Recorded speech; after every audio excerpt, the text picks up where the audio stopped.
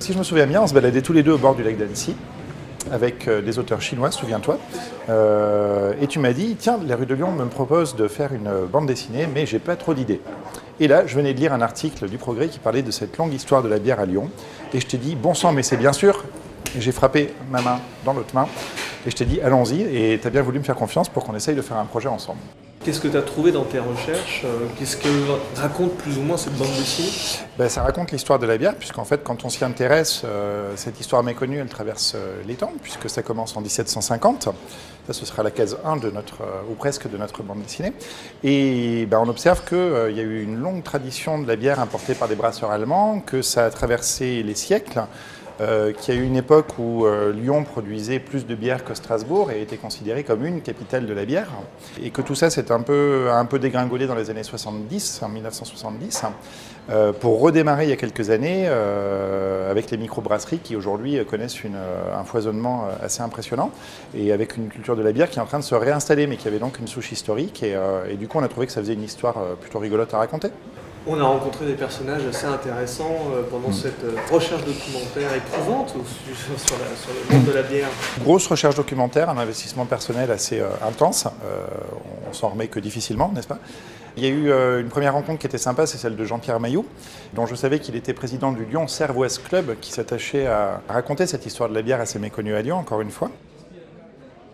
Pour la partie graphique, je suis parti sur un style que je fais depuis quelques temps, qui est juste de la ligne claire, tout simplement, avec du trait au noir, pas vraiment de hachure, ce genre de choses. J'ai fait des essais de colo, plus une version en monochrome avec de la trame. Et tu m'as dit, partons plutôt sur cette option-là. Moi, ça m'arrangeait parce que ça me faisait gagner un peu de temps. Donc du coup, on est parti sur un aspect noir, blanc et couleur dorée, à savoir couleur bière, pour rappeler un peu le thème de la bande dessinée. Et donc comme ça, on a les trois couleurs de la bière, enfin les trois principales, avec la blanche, la noire et la blonde.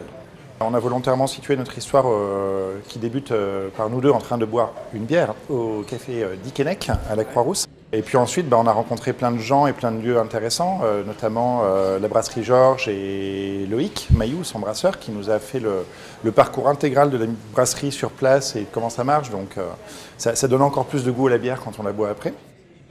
Alors le choix de la couverture, il y a un style prédominant?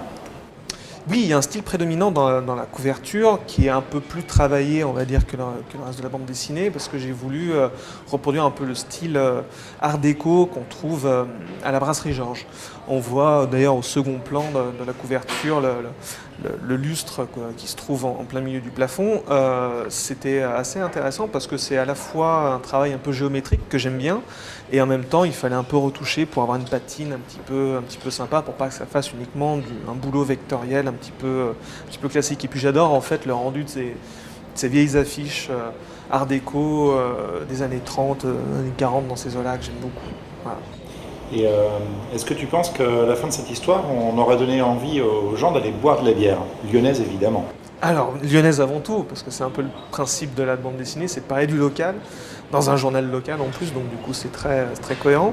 Mais moi en tout cas, d'avoir dessiné cette bande dessinée, ça m'a donné soif. Rue de Lyon? Rue de Lyon.